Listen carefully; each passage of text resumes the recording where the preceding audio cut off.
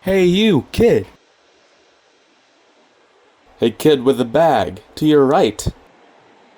Hey yo? Huh? Are you talking in my head? That's right, kid. What? How? Why? That doesn't matter. What matters is I have what you want. What I want? Of course, I have what's called a cryptocurrency, and since I'm so kind, I'll give it to you for free. 1,000 Archer bucks. Cryptocurrency? Is that a new pyramid scheme? Of course not. If you've been on the internet in the last 10 years, you've probably heard of cryptocurrencies. From bitcoins to NFT profile pictures on Twitter to Logan Paul's crypto zoo. Cryptocurrencies have seen a rise in popularity since Bitcoin first boomed back in April of 2013. But what exactly is it?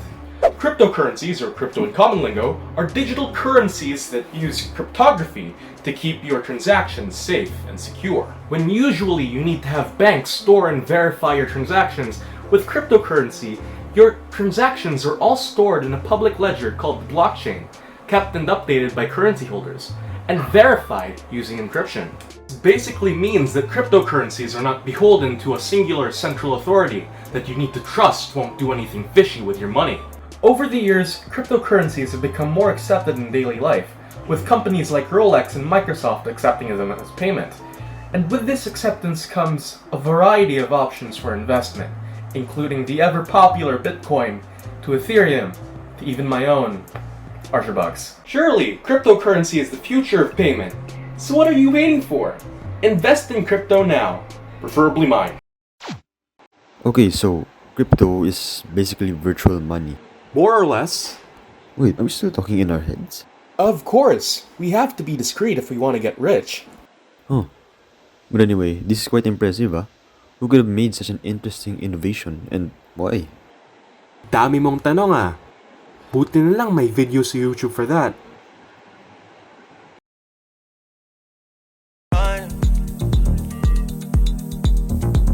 Hey. Yo. Welcome to Brief History with Chris. Hi guys. Today, we will be discussing a well-known and trending topic called cryptocurrency. So where did cryptocurrency come from? The idea of cryptocurrency was first conceived in the 1980s, but it was only further developed in the 1990s when they developed its software and its protocols. It was in January of 2009 that an unknown and fictitious figure, Satoshi Nakamoto, released the Bitcoin protocol, which quickly became a hit as it was the first and only cryptocurrency available that allowed anybody to move money from anywhere without bank or government interference. Treat me like what? Well, why don't people want to trust in the government? When the 2008 financial crisis brought about by the US investment bank Lehman Brothers Holdings, trust in the government was in an all-time low. Thus, it gave way to the rise of cryptocurrency, and specifically at the time, Bitcoin. A decentralized peer-to-peer system, Satoshi Nakamoto, creator of the Bitcoin, promised its users that banks will not be able to interfere with any transactions that they make using the cryptocurrency. Instead of relying on trust of the banks, which they already lost in the financial crisis, Bitcoin will rely on cryptographic proof for its users. But of course, this is all speculation. Bitcoin in its early days was not used to buy any real goods. The first ever real-life transaction of Bitcoin happened on May 22, 2010, also known to Bitcoin enthusiasts as Bitcoin Pizza Day. A man named Laszlo Hanyas paid 10,000 Bitcoin to order 2 pizzas from Papa John's. In the height of Bitcoin pricing in 2021, that would make the pizzas worth over $300 million each. This is an accurate depiction of what Laszlo felt during the 2021 Bitcoin crisis. Bitcoin came first, but it's not the only one out there.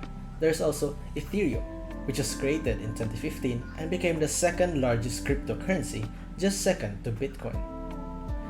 There are many more cryptocurrencies out there, and they all help to to expand on the blockchain technology that helped create a decentralized internet instead of just a decentralized currency. Of course, crypto isn't immune to any setbacks. Bitcoin and Ethereum in particular both lost around 850,000 bitcoins and 60 million US dollars. Not to mention the crypto winter, when the crypto market fell back around in 2018. But massive improvements have been made since then, including customer insurance protection and two-factor authentication. And since then, in 2022, the market cap for cryptocurrency stayed at 1 trillion US dollars. It is a unique and risky world full of great fortune and deep losses. Be careful and happy mining. If what this guy said is true, then these crypto things are amazing. Are these even legal? Why, of course! Oh, so we can still talk even if you're not here. Oh, but I am. I can guarantee the legality of this whole thing, but I don't think you'd want more details about how this works. Actually, I do. Huh? Hot dog. Now tell me how this works. Think fast, chuckle nuts! Hey, you. You're finally awake. Okay, so you want to trade crypto. First, you'll need a crypto wallet, like a bank account. You're gonna need it to hold your private keys. These keys are like passwords to your crypto balance, which is recorded in the blockchain. Now, how does the blockchain work exactly? Think of it as everyone having their own ledger, holding exact copies of recent crypto exchanges from everyone on the blockchain. These ledgers are called blocks. When a user makes an exchange, the transaction is added to that user's block. It is then broadcasted to every user in the network to also update their blocks. This would make it so that everyone's records remain consistent across everyone in the network. But having just a long list of all crypto transactions is just too inefficient.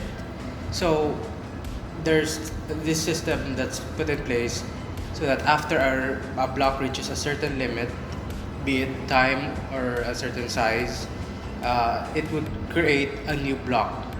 Once the new block is created, the old block is then closed and given a unique ID. The new block will contain the ID of the old block so that it would be referred to as its previous block. This would create a continuous chain of blocks that contains the records of past exchanges, which more known as the blockchain. Now, to make sure that each block is legit and is not tampered with, there's a protocol called proof of work. So before a block is closed, the block ID must be calculated first, and it's not an irregular ID. To determine if a block ID is valid, the block ID must match a specific number that will serve as a key for a certain encryption.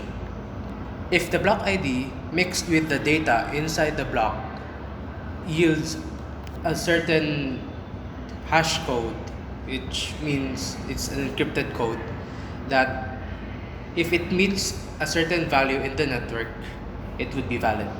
And it's impossible to decode without the private key, which is the block ID. So to find these block IDs, this is where crypto mining comes in. The idea of crypto mining actually comes from the real world use of mining. But instead of actual mining, crypto miners instead mine for block IDs. And the only way to find the right block ID is to brute force. It's a trial and error method that would count from 1 up to infinity until a valid block is found. This, in result, would require a ton of power and energy. That's why there are warehouses just filled with hundreds upon hundreds of GPUs, because they are designed to process these heavier computation loads. Now, one thing to take note of is that every miner competes in a race on who gets to get the valid ID block, because The first one who can find a valid ID block will receive a bit of cryptocurrency as a reward. And the value of each block ID is entirely dependent on the data of each block. So if the data of any part of the data in the block is changed, even the smallest detail, the block ID will also must be changed. So this whole proof of work process makes sure that the blockchain stays honest, since any tampering of the data will void the encryption and just disregard the block. And that's the beauty of the blockchain. It's a decentralized system that everyone can trust, even though no single person is in charge. Thank you. Oh, I see. That makes sense, I guess. Well, that's all I can say. Have fun! Where can I spend this crypto on? Research nga muna ako.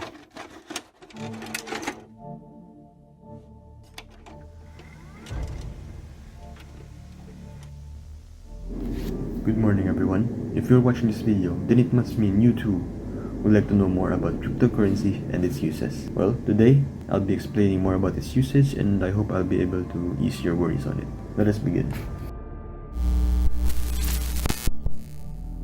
So first off, it can be used as a payment option, obviously, but despite its growing popularity, cryptocurrency isn't exactly accepted in many small to medium businesses due to the fact that it's less trusted or time-tested than traditional banking and money. That's a downside to that, but fear not, where there's a will, there's a way. Major companies actually adapted cryptocurrency into their payment plans. There are third-party websites or apps that you can use to transfer your currency, your cryptocurrency, to your physical money. So as an example of these major companies are Microsoft and Coca-Cola, as well as MasterCard, Visa, and PayPal.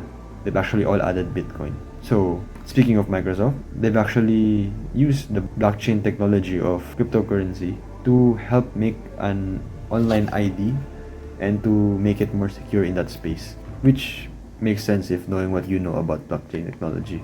So another company that uses it would be DeFi. This allows developers to use or to expand on cryptocurrencies uses in finance. Another way to use cryptocurrency would be NFTs, which are basically non-fungible tokens, and this means that they are entirely unique to you. They have their own unique ID, and this would mean only you would contain its proper form. This allows for a business like buy and sell of NFTs, but the downside is that it only works if it's famous. Actually, another third-party website would be BitPay. BitPay allows you to exchange your cryptocurrencies into gift cards or other form of, I guess, digital currency, and it will allow you to, let's say, buy games, buy items in games, or buy gift cards to send to people. Currently, BitPay has, I guess, connected with Microsoft, Google Play, and a bunch more other major platforms. Another way that cryptocurrency actually is in use recently would be the pay-to-earn games. Pay-to-earn games is basically play-to-earn. Basically means that you play and then you win NFTs, which you can then sell for money, real money. And it's a buy and sell game. The difficult thing about this though, however, is that as long as it remains famous, then the prices would go up. But if it fades away, then let's say the money isn't flowing anymore. Based on what you've learned so far, do you think you're ready to trade in cryptocurrencies?